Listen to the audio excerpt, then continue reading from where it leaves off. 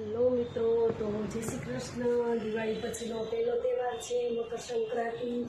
મકર સંક્રાંતિ બધાને શુભકામના અને હેપી મકર સંક્રાંતિ. અને હા, કાલે ખાસ અગાસીમાં જાઓ, 8 વાગ્યા પછી જાજો, કેમ કે અગાસીમાં પક્ષીઓ બિચારા દાણાને એવું ખાતા હોય. બધા અગાસીમાં દાણા કાયમ રેગ્યુલર બધા નાખતા એટલે આવતા હોય, તો પક્ષીનું ધ્યાનમાં રાખીને બધા પતંગ પછી ચગાવજો. આખો દિવસ તમારા માટે તો છે, પણ પક્ષીને સવારમાં જ હોય.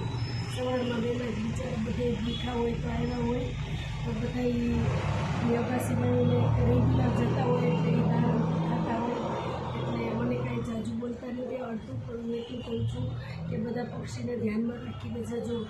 અને બિચારા એનું આપણે તો બધા છે એનું કોઈ, એટલે મને કંઈ બોલતા નથી આવડતું, પણ કહું છું કે ધ્યાનમાં રાખજો પક્ષીનું.